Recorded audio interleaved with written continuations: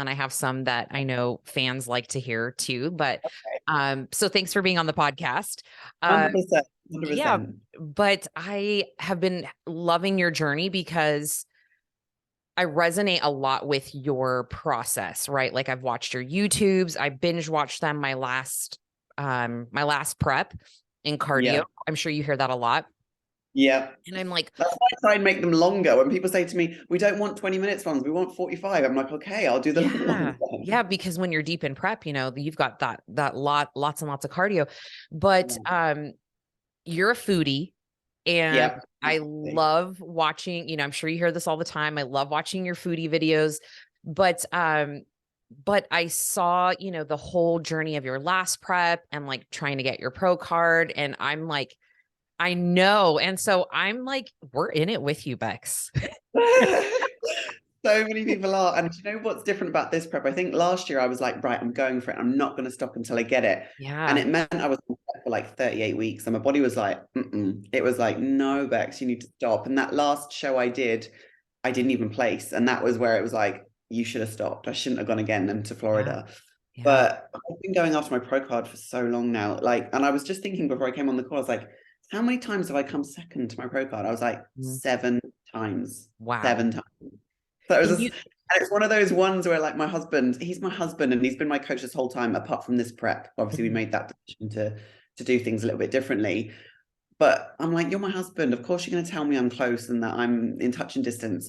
But it's when other people say to me, or other coaches that were at the shows, and they were like, you should have had it, or, it was really close. Or the judge says to you, could have gone either way. I'm like, why didn't it go my way? yeah, Just right. like, oh, Yeah. yeah, it's Can hard. you But repeat how hey, long you were in prep? Because I think a lot of 38 weeks in 38 total. weeks. Yes. I So, just kept going. That year of 2021, people must, if anyone listening hasn't watched that series, just go back. Like I mhm, vlogged every single week. And then during one of the peak weeks, I vlogged every day. It was like 10 days out, 9 days out. And I just kept vlogging and vlogging. And mhm, no wonder my husband never saw me. I was in the office constantly like editing. And I think yeah. for me, when I'm on prep, because I'm laser focused with business anyway. I run 2 businesses and I have multiple platforms, a bit like yourself. But I think when I'm on prep, I'm so laser focused, it just transpires into work. And to this day, when people say, how did you build your business? I'm like, I learned how to bodybuild and learned how to prep. And that teaches you everything you need to know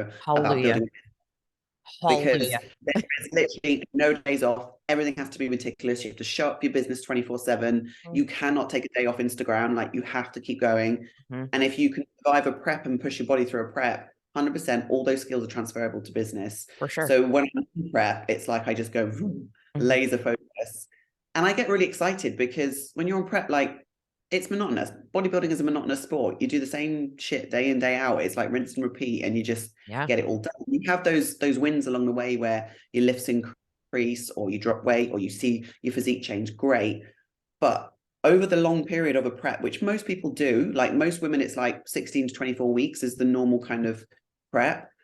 You have to have something else to focus on to kind of, otherwise you become, what's the word? You become so obsessed with your prep, it just gets a bit unhealthy. So Yeah. you have to, so for me, it's all those other pockets of the day. I'm like, right, what else can I do? Oh, I want to try and do this, or I'm going to create this reel for Instagram, or I'm going to, and so for me, business and prep go hand in hand, I think.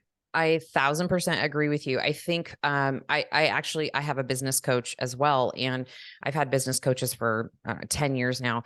But I tell him every time I go into prep, that is generally when my business does the best, when I'm like Yes. hyper focused, because I want to stay distracted from the kitchen. I Yep. can't eat, like if I'm bored, I can't snack, and I divert that boredom and that energy to just working. And Yeah. it's a very dialed in period of your life. And I think it's interesting because I get a lot of people that will start prep. I don't know if you have this experience as a coach. And then when it starts to get hard, like, Mhm. just kind of depending on each person's a little bit different. Um, it's like, oh, it's too stressful. I have too many other things going on. And like the hunger gets to them. And then it's too much and they just want to quit. Right. Yeah. For And me, that's it's why the people say to opposite. me, like, are you not hungry? You're eating 1,100 calories on a rest day. I'm like, no, because I'm busy. So Mhm. like today, rest day, and it's like I have my first meal at 9. I'm like, I only have 4 more meals. I'm not Yeah. thinking about my meals. All I'm thinking is, right, what do I have to do for work? And the only thing that's hard when you're working is the fatigue, obviously. Like I'm tired. I'm on 85 minutes of cardio a day. So it's Yeah. like once I've done that, my body's aching. I'm at that point where everything vibrates, it hurts, I'm getting cramps when I walk, all of that. So Mm, just from all of that, it's like, right, what can I do? And my husband left work this morning yet to go and meet a client at the gym. And he said, I said, what time are you back? He's like, 12:15. I was like, okay, I'm gonna get this, and this done for business by the time you get back, and then I'll get my next meal. He's like, get on it. And he knows what I'm like. Like I need that distraction, that yeah. focus. So Yeah. and it's weird for me, like being this lean and at this kind of low weight and low body fat. By now, I'm normally stalking Instagram. I'm looking at food things. I'm planning my next cheat day for YouTube. I've Mm, not done any of that. I'm yeah. not even thinking about food. And Yeah. even if like my coach was to say, you know, you can have a free meal or whatever, I'd be like, I don't even know if I want one. I'm like, oh God, I'd rather you just prescribe me a high day. Like, just tell me what to do. I'll just be a Right. robot. Yeah. It's totally different this time round. Yeah. Interesting. I tell people all the time, like, no two preps are the same, right? Like, Yeah, no two preps. How many shows have you done at this point?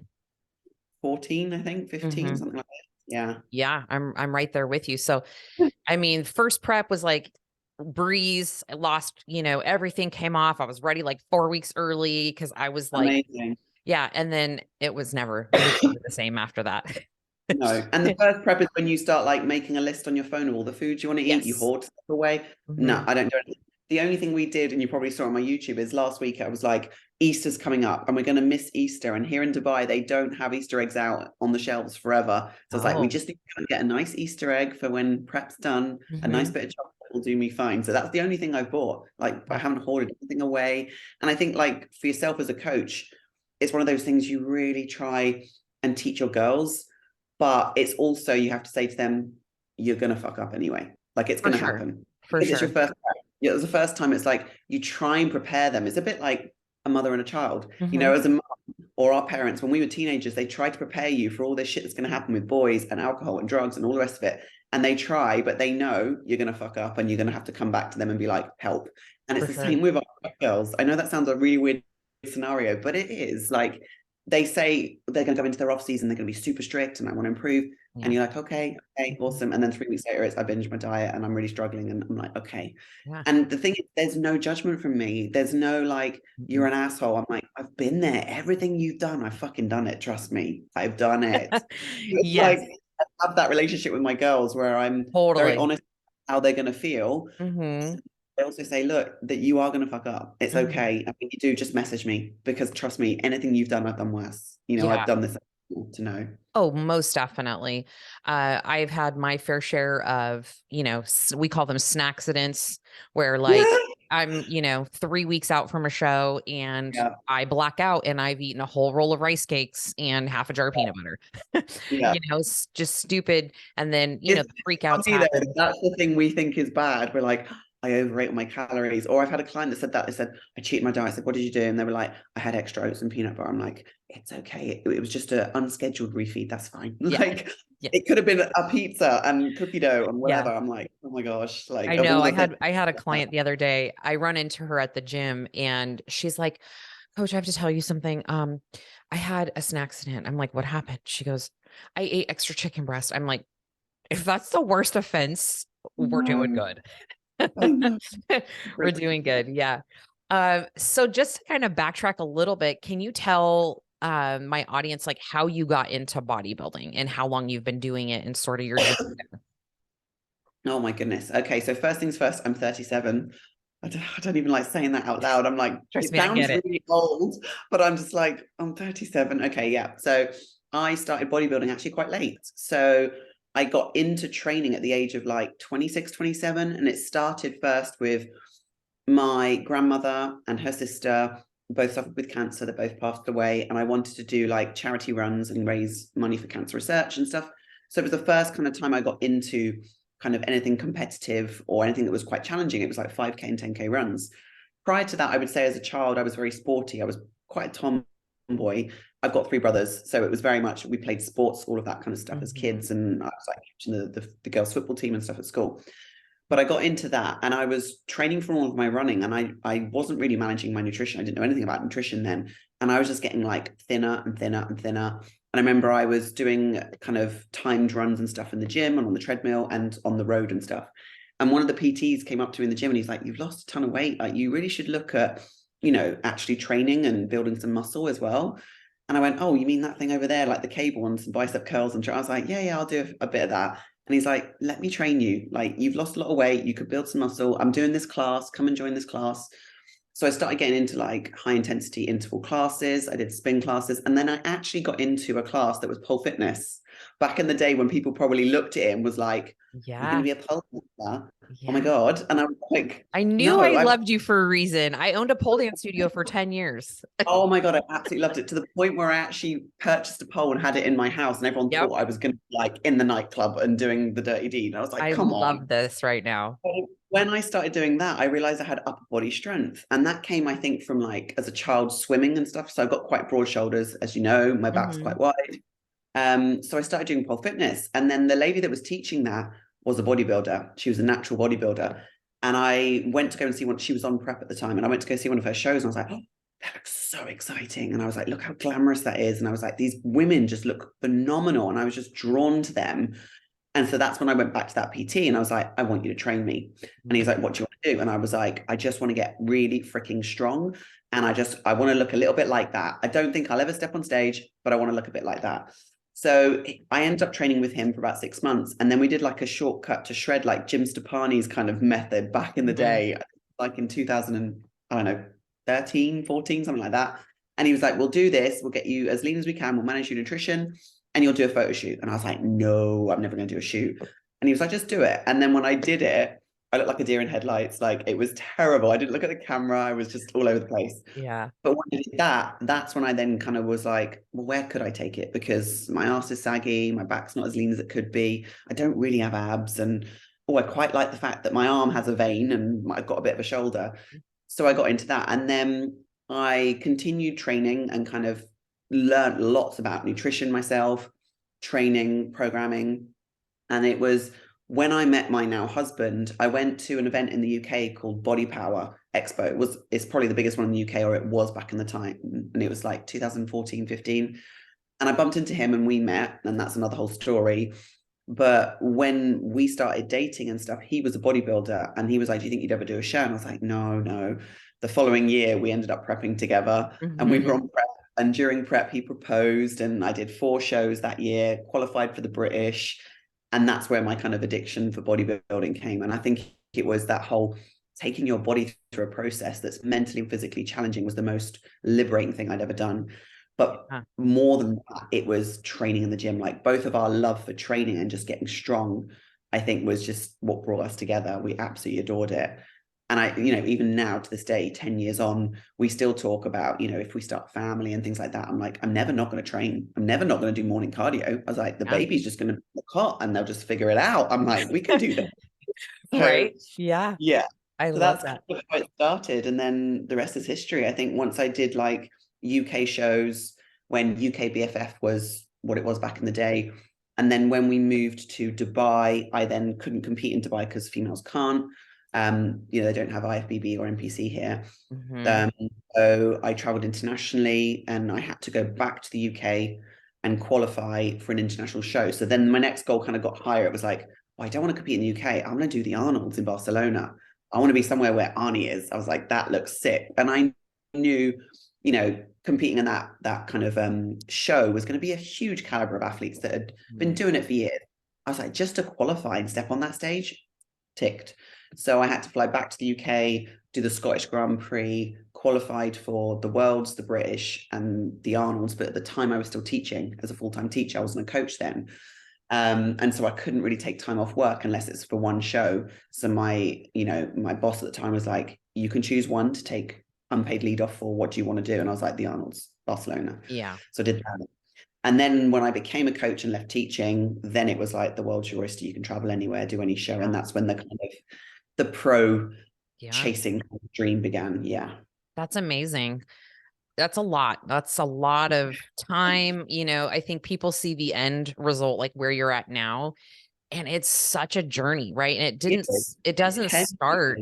Yeah. It doesn't start the same for everybody, like I tell my kids, like, they're fortunate that they were like born into this hobby of mine and they all are like bodybuilders. I But love yeah, it's great. My daughter's competed with me twice, or, we've competed together, and, she's a trainer, like all the things. And my son's competing and my oldest, they're all into it. But for us, where it's like, we started, in our, mid 20s in this yeah. entire journey. And it takes time. You don't just decide to bodybuild and then do a show 12 weeks later. I think a Yeah. lot of people will decide, oh, I'm not doing anything bodybuilding related. And they just see the outcome and they just want to do the thing. They find a coach and think it's going to happen in like 12, 16 weeks. I Very think it's rare. like we started when Instagram didn't make bodybuilding cool. Like it wasn't cool then. No one knew what it Yeah. was. Right. All those Right. years ago. And I always say to any of my girls or anyone that asks me about it, I'm like, if Instagram didn't exist, would you still go to the gym and do it? Mhm. Would you still do it? Would you That's still such step a on good stage? question. If it wasn't televised and if there wasn't prize money, if there wasn't, a pro card, would you still do it? And Yeah. if your answer isn't yes, it's not for you.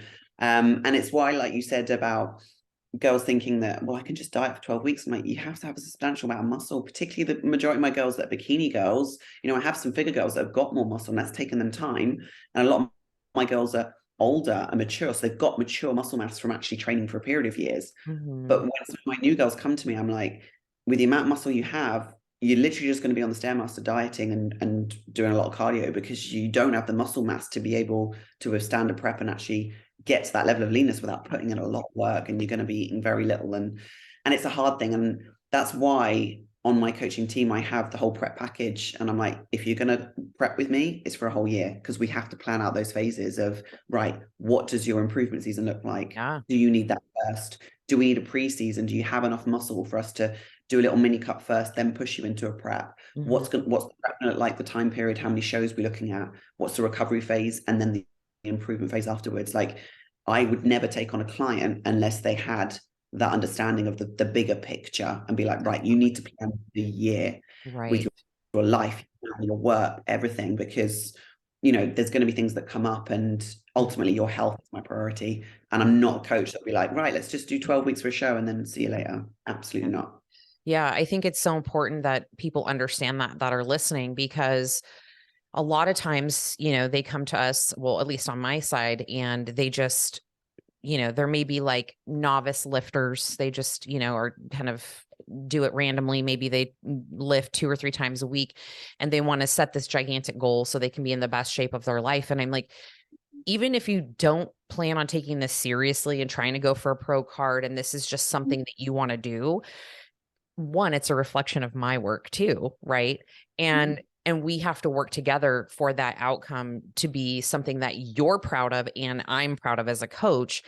And Yeah. I can diet you down. I can put you on 900 calories. I can put you on 2 hours of cardio a day, but at the end of the day, you're not going to enjoy No. what that ends up looking like if we don't do this properly. So, yeah.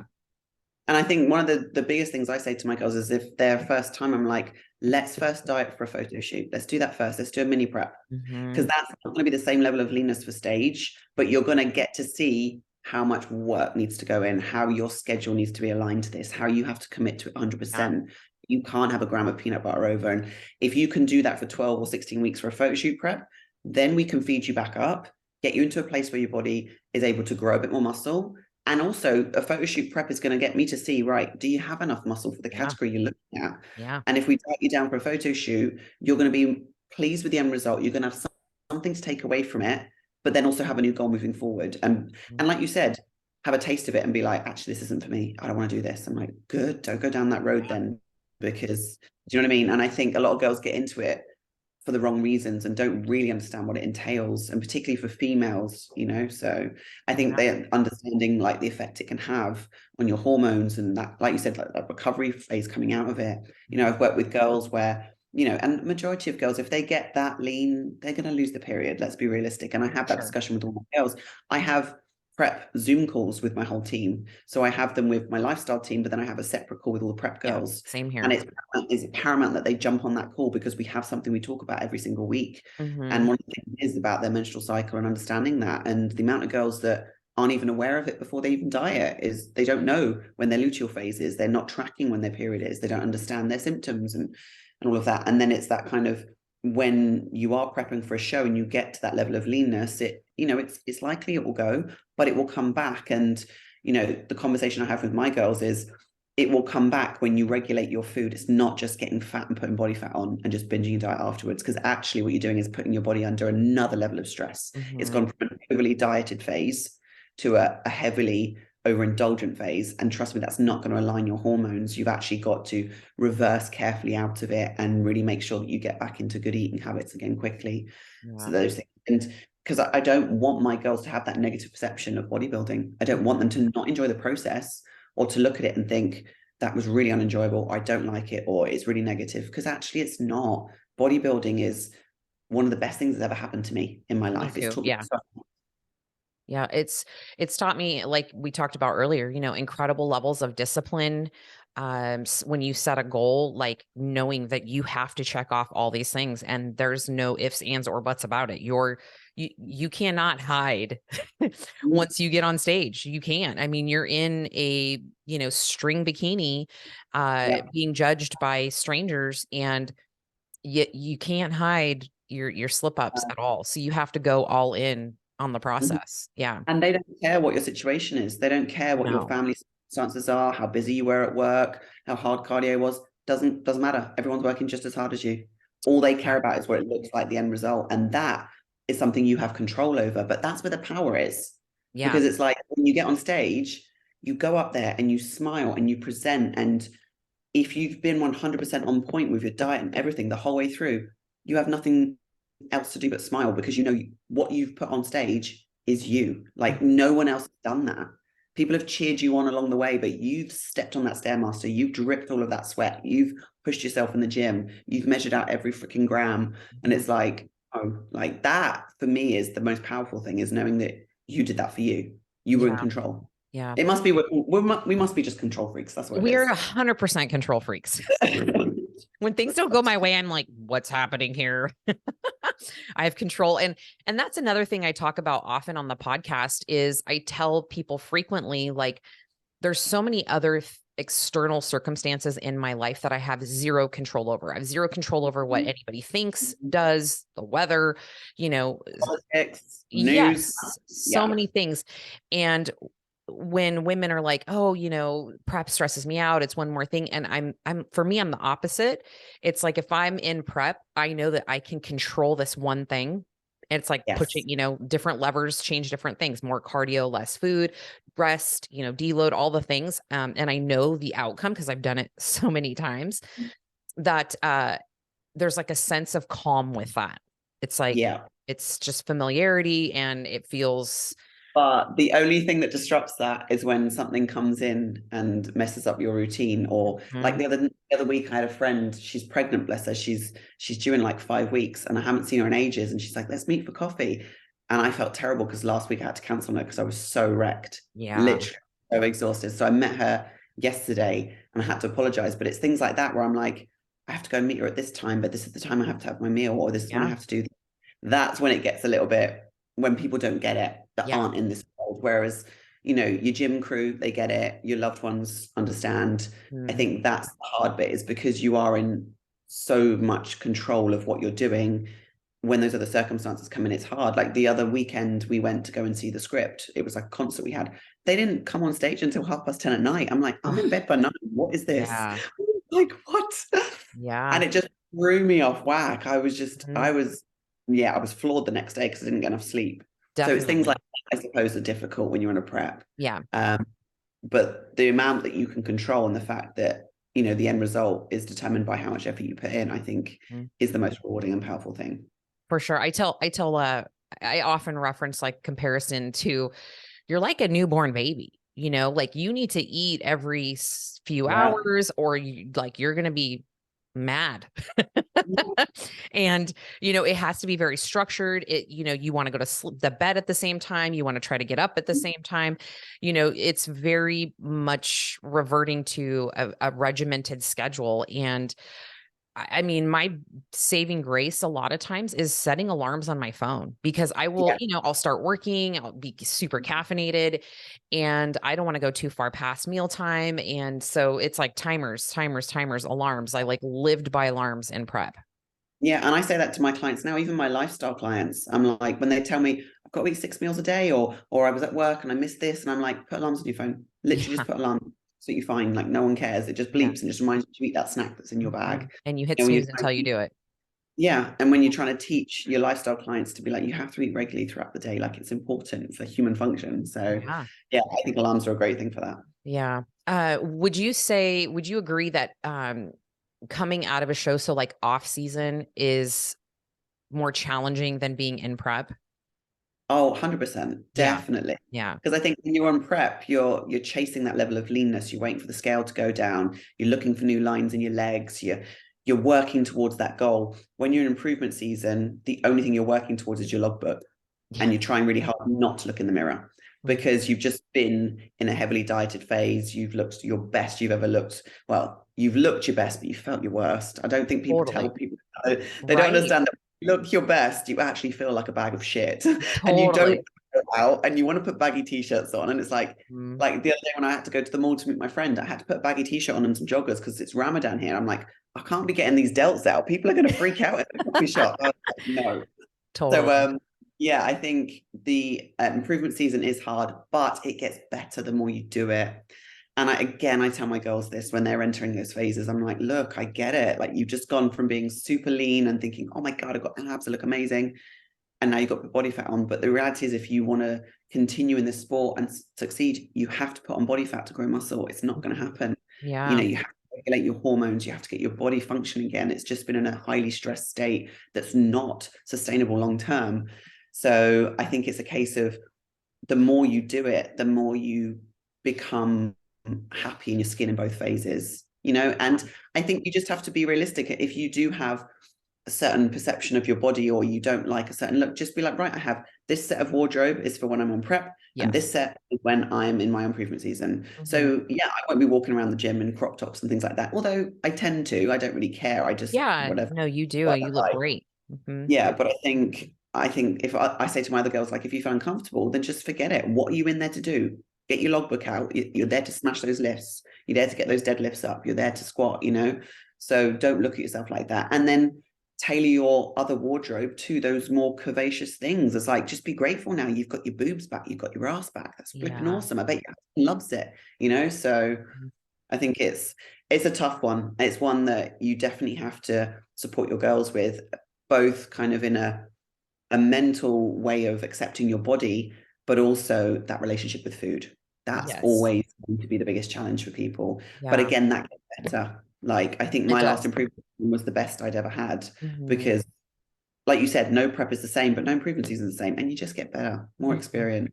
Yeah. You start to remind yourself that food's always going to be there. And the more variety you can allow yourself in your improvement season diet, the easier it's going to be. So whether that be every single day, the meals are different food sources that you look forward to. So like I've been eating turkey and avocado wraps since I finished prep in 2021, but I just bloody love that meal. I have my Greek yogurt junk bowl at night. Love that meal. I love my eggs and my cream of rice every morning. That ain't going to change. I'll eat that till I die.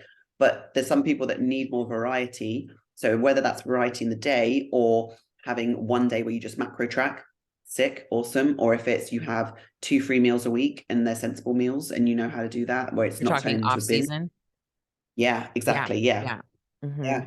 It's like, I think it's training your girls to know what it is they need. And Mhm. if they have already come to you with a previous history where they've got a poor relationship with food, putting them through a prep is not the right thing to be doing, Yes. because it's almost Yes. like you need to make sure that they're in a comfortable and safe place to be able to handle that level of dieting, to Right. not only not cheat their diet when they're on prep, but also not to come out of it and then naturally create a different kind of eating disorder altogether. So Yeah. I'm very much, I interview my girls for prep, and we have like a psychological kind of conversation. Do you know what I Mhm. mean? Just to see where their head is at and be Yeah. like, come to me and say, oh, I previously used to binge eat. I'm like, okay, so let's talk about that. Tell me, Yeah. when was the last time you did that? And so I think that's important as a coach. For sure. how do you feel like you had struggles with your relationship with food when you started competing? Did that like Oh flare up yeah, anything, 100%. binge episodes, like anything that you're comfortable with sharing?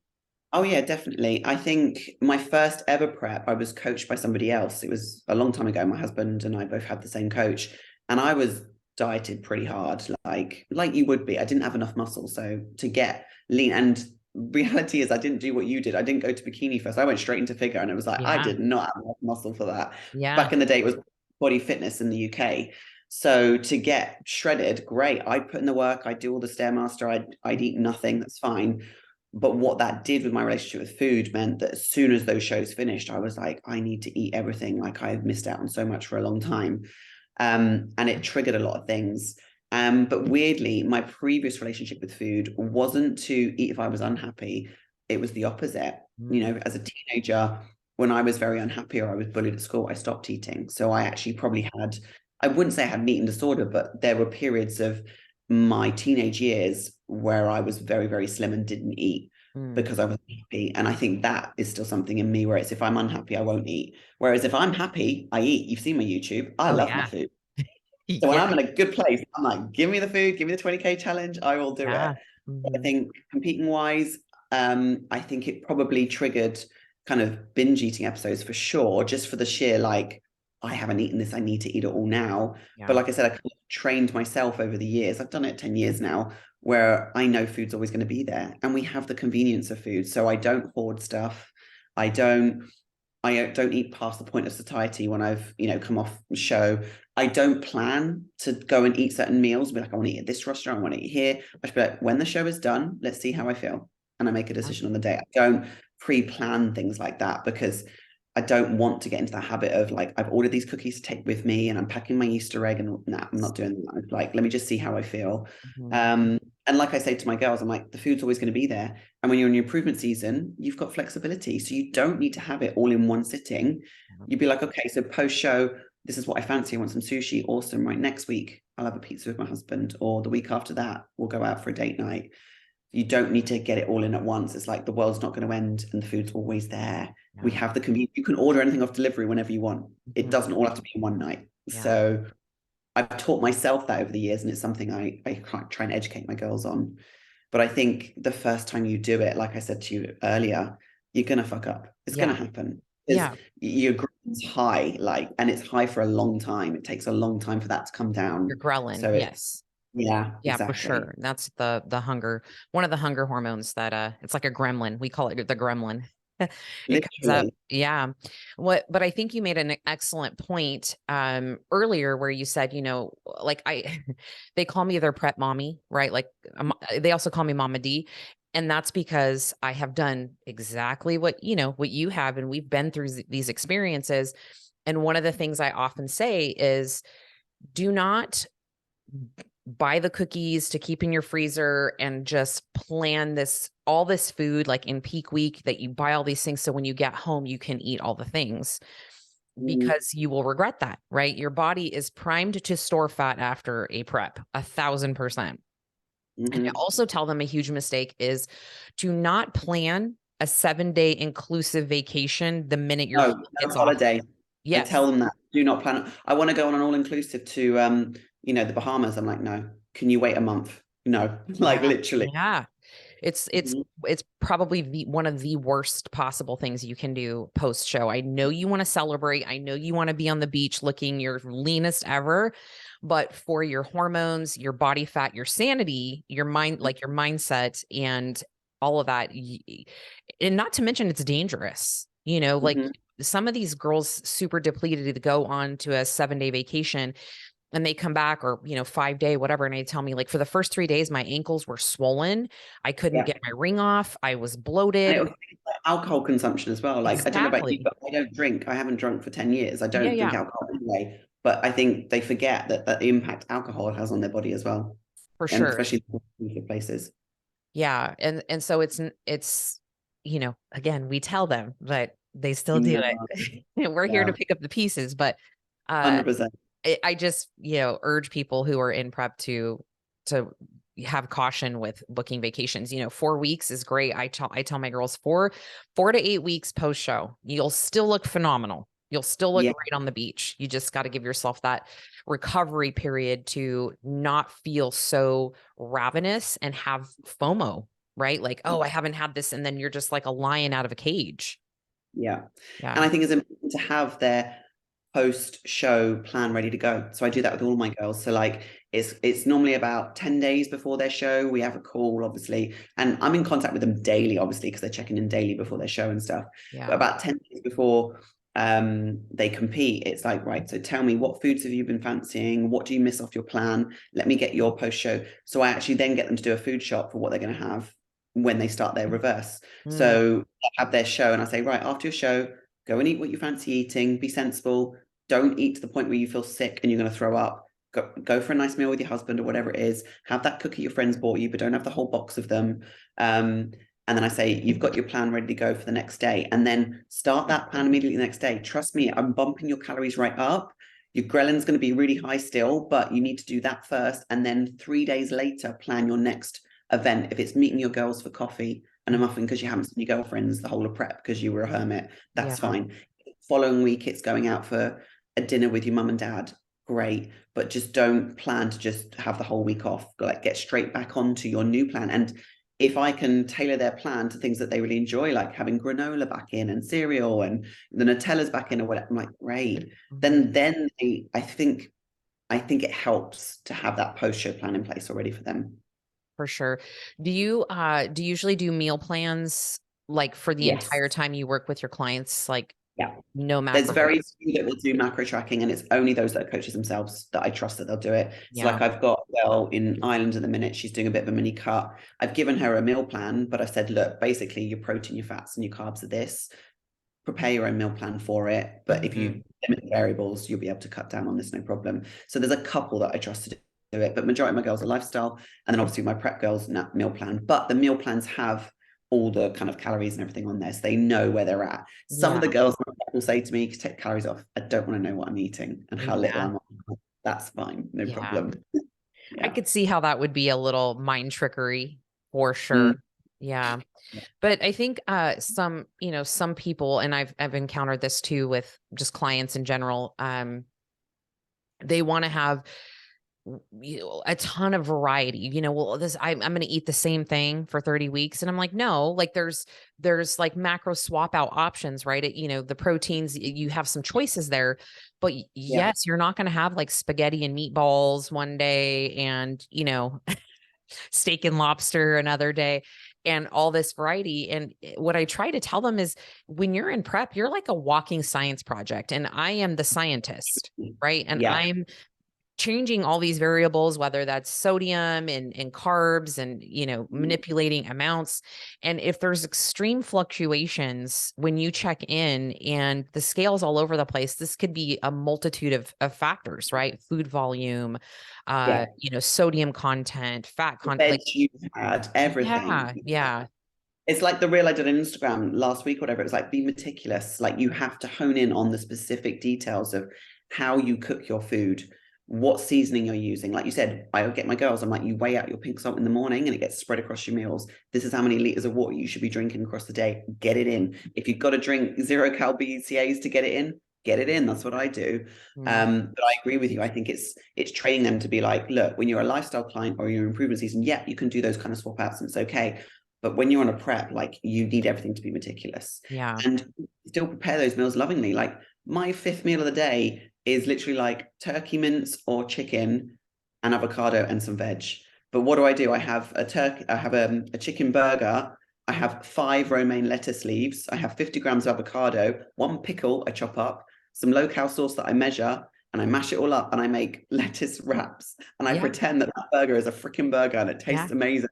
And I look forward to that every day. So I say to my girls, look, your macros are what they are, but you get to design what that meal looks like and just make it the same every single day. And it limits the variables. The fewer variables we have, the more progress you'll make, the fewer adjustments. If your weight's fluctuating all over the place, I'm going to be hammering you with cardio and dropping your calories because I don't know what the fuck's going on. Pretty much. Whereas everything is exactly the same, then I can be like, and I had a client, I think it was last year, and she went, all you did was take out 10 grams of dark chocolate. How have I dropped weight on 10? I said, it's the accumulation of your entire prep. I Yeah. said, you've been meticulous. I've taken out 10 grams of dark chocolate. I added 5 minutes of cardio and you've dropped a kg.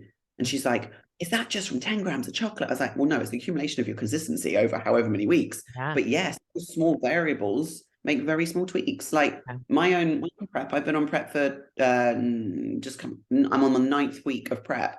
Only had 2 diet changes, Mm-hmm. you know, and my cardio has gone from 60 minutes. I started off with 60 minutes. I was like, give me it, like push me hard. Yeah. And got to 85, but only 2 diet changes in 9 weeks. Like That's he great. hasn't had to manipulate my food because Mm-hmm. he's like, well, you're dropping on this and it's working. So why change it? Yeah. You know, and I think that's something that as a first timer, they don't necessarily always get the finer details. You have to lay it out for them and be really, especially if they just come from being a lifestyle client. And like you said, they're quite novice at this whole bodybuilding world. They don't realize, oh, but that sauce has salt in it. That's going to affect my sodium. Well, yeah, like you got to really think about these small kind of different details, you know?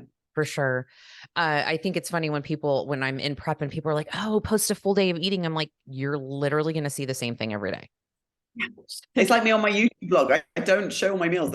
I only show the high days. I'm like, and even I said to my husband, I was like, when I have my next high day, I'm gonna have to do something different. I can't keep doing the same thing. I was like, okay, I'm not gonna do turkey burgers. I'm gonna do chicken mince burritos, and I'm gonna use the protein cheese as part of my protein. I'm gonna make it fun to show the girls it's something different. Yeah. But literally, otherwise it would just be the same shit every day. Literally, Pretty that's much what I eat. Yeah. But when you're in prep and you're a bodybuilder, you're a robot. You're not thinking about food for the satiating enjoyment that it normally is. Okay, I gave that example of I look forward to that meal. Well, yeah, I want it to taste amazing, even though my stomach's still empty. But you're literally eating for a purpose. You're a machine fueling your body.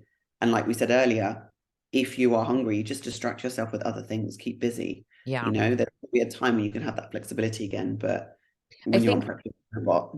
yeah, you're definitely a robot. I think what most women aren't prepared for is being hungry, right? Like when you're a normie, when you're not a bodybuilder in prep and you're hungry, you just eat. And you just grab a fruit. You're just like, I'll you're just like, snack on oh that. yeah, you just kind of listen intuitively to your body's signals, like, oh, I haven't eaten for 4 hours. I've been doing whatever. And you just, mow down a, burrito or whatever. And you eat until you're full. Sometimes when you're over full, right? You just keep eating because you want to finish your meal because it's what the restaurant served you. And when you're in a diet phase or when you're in prep, you're going to be hungry. Like at some point, if you want to get lean into a spot where your body is not wanting to be there, you're going to have to push past your body's natural set point, right? And that is going to be hard. It's going to be challenging. And they're like, I'm really hungry. I'm really hungry. And what I tell my clients is like, when you're hungry, it's working. That's what I always say. Yeah. I say if you're going to bed and you're hungry, you're gonna have a low weigh-in. So just embrace it. For sure. Down a load of water, pee in the middle of the night, it's all good. Yeah. Like you know when you're gonna have a low drop. Like I'd say to my husband, I'm sitting there at night and I'm like, I've already had my 10 liters of water. I've had that meal. I'm hungry. And he's like, you're gonna have a low weigh-in tomorrow. I was like, yeah, I know, I can feel it. Like you can feel it when your body's dropping. Yeah. It's a weird sensation. I think it's a weird thing. And I think the more you just get used to it, because people have asked me, are you hungry on this prep? And there are moments when I feel hungry, but I don't know. I just learned to switch it off. I just don't think about it. Yeah. Because there's no point dwelling on it. I can't change the fact. Like nothing's going to happen. If I sit down and go, I'm really hungry, a burger's not going to sit and like appear in front of me and I'm going to eat it. It's not going to happen. You can't. I'm just going to wait and just keep pushing through. And that's when I think it's important that you have a coach that is on it with you. Like my coach is on it and I'm checking in with him twice a week. But even now I checked in today and he's like, right, updates again tomorrow. You've had a big drop. We're going to make a plan for the weekend. So I'm like, oh, come on, high day. So it's like, you need to have somebody that's on it. And I'm assuming you're the same with your girls. Like when they start, it's like once a week or twice a week check-ins. And then it becomes like every other day. And it's just, and for me with my girls, particularly because some of them are first timers, the kind of every other day check-ins and the more regular check-ins aren't simply because I expect their body to be changing every day, but it's so they have a checkpoint with me. So I can just check in on them and just say, keep going. You're doing great. Going. Yeah, I love that. You don't know in their life who's supporting them. You don't know how they're feeling. If they know they've got to wake up, send photos and check in with you every day, it's an opportunity for you to just go, hey, how you doing? I'm here for you. well done. What have you got today? Legs. Go smash that pendulum. You know, you could, Yeah. you're an extra person to just be on their shoulder, being like, I'm cheering you on. Come on, you know? Yeah, I love that. I have a client right now. She's competing this weekend. She's across the US. So I've met her once. She's flown out to just kind of visit. Her husband is a pilot. So she has that, you know, that kind of perk of flying whenever she wants. And so we've worked together for a year. She's lost about 55, 60 pounds, and Wow. she's doing her first show. And I was just had this, like, you know, you just have those proud coaching moments when you're like, honestly, people just need someone who's going to believe in them. And Yeah. like, clearly we have the tools, right? Like, we have the tools, we know how to do the things, we know the blueprint to get you there, but you need somebody to hold you accountable, who believes in you, that you can do the damn thing. And that is so powerful. And I think people underestimate the power of having a coach, not just because your coach knows the meal plan and knows how much cardio to give to, you know, to give you, but Yeah. they are going to tell you, like, you can do this. Yeah. I've done this. There's no Yeah. reason why you don't deserve this, and you can do this. It's so powerful. And I think, and I don't mean to be like biased here, but it's okay, because this is the whole theme of the podcast, right? But I think females do it better than guys. Like, Yeah, as much as I'm coached by men, I I need am the hard too. talk. I need the guy to tell me, just shut the fuck up, Bex, and go and do it. Just That's get it how done. yeah, Crack on. You yeah. know, or if I'm driving to the gym with hubby because we carpool, and I'm driving and he's quiet, and he's like, "You okay?" I'm like, "Yeah, I'm just thinking about pendulum. I'm just thinking about the Mhm. leg press." He's like, "I'm gonna smash it. Go and get that session." Yeah. He'll give me sympathy. He'll be like, "Just go and get it done." Mhm. Whereas for us as females, I feel like, we need to cheer our girls on. And I Mhm. don't think guys do that. I still look at my WhatsApp when I send my check-in to my coach. And if he goes, "Oh my gosh, huge changes here," and he's put huge in capital letters, I'm like, That means he thinks I something. look good. I'm like, Yeah. pathetic. Whereas I think for our girls, like you said, they need that self-belief. They need Mhm. someone to say, "Yes, you can freaking do it. I'm here for you. Come on." But equally, I pull their socks up too, and I say, "Crack on." Or if they have cheated their diet, I'm like, "Move past it, move on. We're not Yeah. wallowing that shit anymore. Get on Right. Stairmaster, crack, do normal cardio, get back to your meal plan, let's go." And I had a client who was at the back end of prep last year, and she messaged me saying, "Oh, I couldn't even get out of bed this morning to go to work. I haven't done my cardio yet." I just messaged her and said, "Get the fuck up, go and get it done. Love You've that. got 3." I was like, "Come on." And she was Yeah. like, "I needed to hear that." I was like, "Good." I was like, Yeah. "I know when to give you like the tough love, but I Mhm. equally, I know when someone's really struggling." And I Mhm. think for me, it's like when I can sense that in a client, I'm like, "Let's just jump on a call." Like Mhm. my prep girls, they have unlimited calls with me like this on Zoom. So I'm just like, if you just need a call, just call me and just tell me how you're feeling, what's going on. Yeah. And also because a lot of our girls, they have real lives, jobs, kids, Yeah. Outside of I'm, this. yeah, I'm fortunate that I'm an online coach and I can run my own life the way it is now. But I started competing when I was a teacher full time. I know what it's like to get up at 4 a.m., do your cardio, go and work a full day in the classroom teaching kids, have parents' evening, then have to go to the gym, train, do cardio, get home at 9 o'clock, meal prep, do it all again the next day. Like, Yeah. I get it. I Yeah. get it. It's exhausting. Yeah. It sounds like we have very similar coaching styles. I have always been coached by men up until recently, because I'm no longer competing. So I'm doing more just kind of like personal little goals, nothing that's like I want to get shredded for stage. It might come back, but right now I'm Share them. enjoying. You're going to share them. What are these goals? I want to know now. Tell me. Well, I have like an event in June that is in Vegas, and I'm going to be scantily clad most of the time. And so, I just want to look leaner than the average person, but I don't want to look stage lean. You know that spot, It's a right? bit like the mini cut I did for Vegas. Like Darren was doing the Yes. Olympia, my husband, and I was Yeah. like, "Well, I want to go to the Olympia fat, and I kind of want to do a mini cut, and I Yeah. might compete next year. So if I do a mini cut now, I won't be dying when I'm in Vegas, but I can do a Yes. shoot. Look, Right. okay, yeah, Yeah. it's that." Yeah. Mhm. So I'm doing more lifestyle stuff, but for Nice. all of my preps and working with coaches for shows have always been men, because much like yourself, I need somebody to be like, "Quit being a little bitch, go train. Yeah. Nobody fucking cares." Mhm. I Yeah. don't care. Get in there. They don't want to listen to my, like, I'm on my period. I want to, I ate, something bad or whatever. They don't care. No. But I feel like because I've had that experience, and also being a female, and like knowing just having the empathy with understanding that I've also done a Experience. lot of these things. Yeah. Mhm. I can deliver the best of both experiences I as agree. a coach, depending on Yeah. the client. You know, I have some clients that are very much like, just be mean to me, please. I'm like, okay. Yeah, Yeah. Have you ever definitely. had to have a conversation with a client and just tell them like, you're not ready? Yes. Okay. How's that go for you? It's difficult, but I Yeah. think it has to be something that happens from the offset. So when I onboard clients, we have an onboarding call and we talk about their long-term goals, and I set the expectations. So if someone comes to me and says, I want to do a lifestyle program with you, but down the line, I think I might like to do a prep or whatever, then we map it out, but then we have those kind of intersections where we get back in touch again and we talk about it in more detail.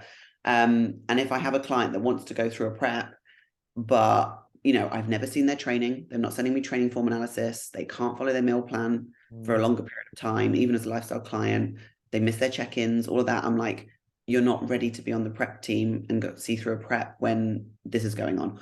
Or if it's been a life circumstance where they've said, I really want to do it, and I'm like, you just told me this has happened and your mum's got cancer and this is going on with your son. I'm like, no, this is not the right time in your life to be doing this right now. Like, you need to focus on this. So it's those two things. It's level of commitment and kind of their want and their why they're doing it, and knowing that they're not really in a place to actually see this through. And then the opposite, where they fully are, like they're hard as fuck, could go and do it, but I'm like, you need to take a step back. There's this going on, and this is more important right now. Yeah. So that are very hard conversations to have. Yeah. And sometimes it ends in tears on both parts. Like, it's hard because I build a relationship with my girls. And then there's been the other times when obviously girls have pulled out for obvious reasons. You probably had that too, where they've started a prep and then something's happened and it's like, right, we have to stop, or we have to push the prep back. That can be difficult to manage. But I think it's important that you, as long as you have a good relationship with each of those women, and you know what's going on in their life. Like, I know my girls and their husbands' names, their kids, I know what they do for a job. They're not just a number on my client list. It's like, I know those girls. So, and they're in contact with me every day via WhatsApp. So I think it's important you've got a relationship like that. Then when that kind of decision comes, or when you have to have that call and say, look, they're not so surprised. They're like, actually, I respect that and I appreciate that. Yeah. They'd rather you were honest with them. And I think it's, it's best as a coach to be able to have these conversations very openly, honestly, and just in the best interest of your clients, right? Like, I always tell my clients, if I feel like we're at a spot where I don't think we're going to make the level of leanness that we need for you to be successful with how you're going to feel, right? Because nobody wants to come in last. And I have clients that are like, I don't care about the placing. This is a bucket list goal. I've lost 100 pounds and I just want to do this thing. I 1,000% support that too. I'll It take also you there. depends on the federation. Like, I wouldn't then put them in NPC. I'd be like, right, okay, there's other federations. There's the Summer Shredding Classic. There's other ones that are tailored towards a transformation. So I think that as a coach is really important, is understanding the client's journey, understanding what you perceive they're going to look like, depending on their starting point, the degree of muscle mass they actually have, and you predicting how many pounds they've got to drop. You have to, as a coach, be able to see that. That's needs analysis. That's looking at that physique, that client, that journey, and being like, realistically, it's going to take this long. You're going to need to drop this much. That category is not suitable. You don't have enough muscle. Let's look at these different federations. This might be more suitable for you. And I think as a coach, you have to have that repertoire of skills to be able to assess that. Also know where that client's coming from mentally, from standpoint. And I think, like you said, having that conversation, saying, look, these are what we've got in mind. And so when I have my prep calls for my girls, January every year, we have a specific call where they have like 30 minutes to an hour with me each, they book in, and we plan the whole year. And I say, have the shows, but don't book anything. I tell them not to book a thing. I said, you don't book until, and they're like, oh, this show is selling out, we have to pay up for it. And it's like, no, it won't. Don't worry, you'll still be able to register. They always say that. Don't listen to that. You can walk in and register, it's fine. Like, they're not going to close the books. I say, don't go and book that show until I tell you you're ready. And normally that's about, I would say, the 4 week out mark. You can kind of tell if they're moving in that direction, they're going to be lean enough. That's exactly me too. I'm like 4 weeks, because not only that, excuse me. I haven't even booked my trip to Sweden yet. Like, I'm 3.5 weeks out. I need to do it this weekend. I said to Darren, we should really book our Airbnb. I was Yeah. like, I was waiting for the go ahead from my coach, but he's like, no, we could peak you now, Bex. I'm like, oh Yeah. shit, maybe I'll book my flights. Okay. Yeah. Yeah. Definitely get that done because we're waiting. But I tell them too, life is lifey. Like something could happen. Somebody could die. Unfortunately, you could lose your job, and if you can save yourself some money, honestly, that's one piece of it. But just not have to worry about dealing with that until you're closer and we know that all systems are a go.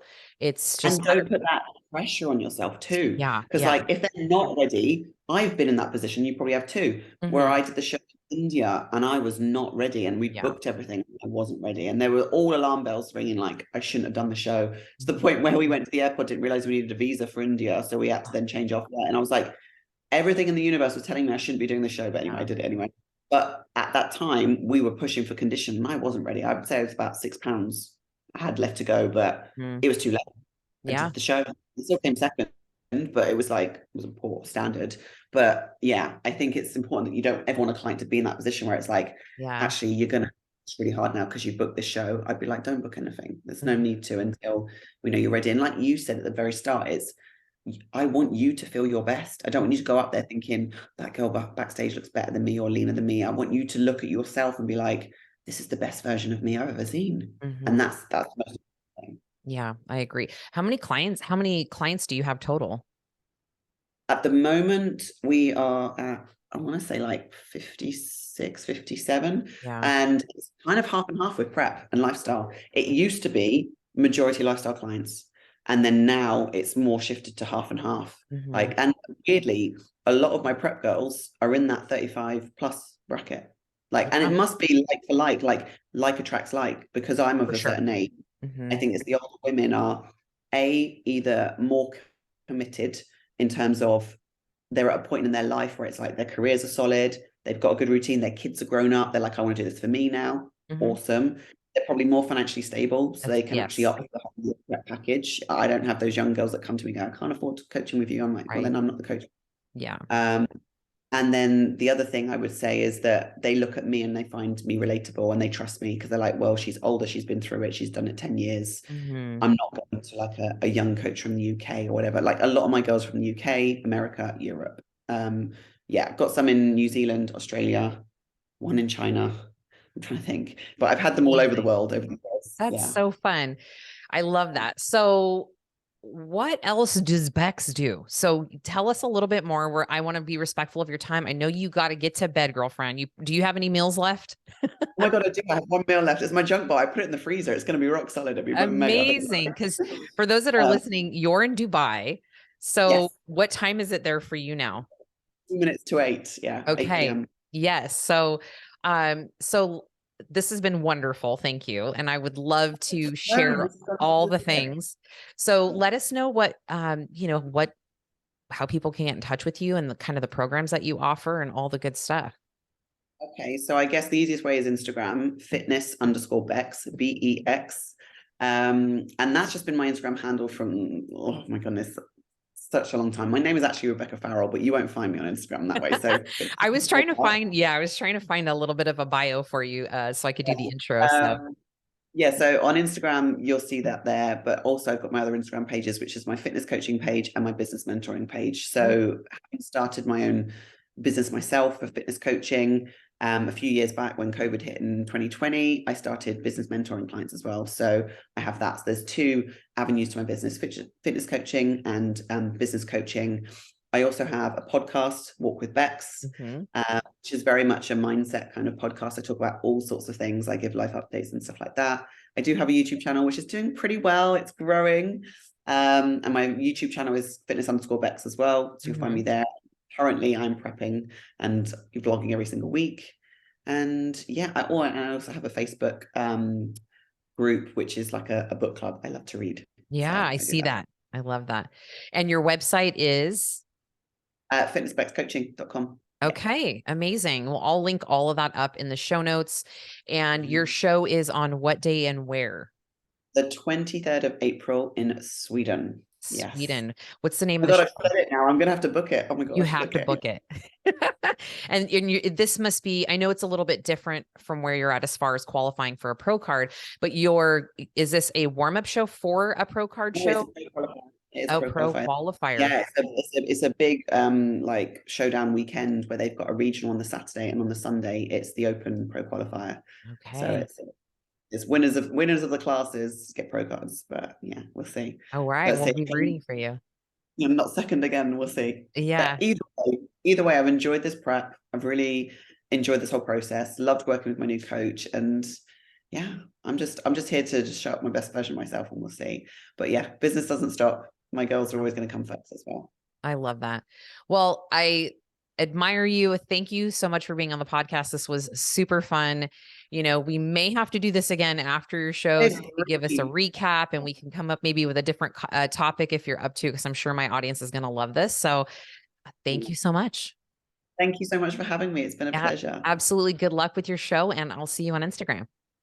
See you later. Okay, bye.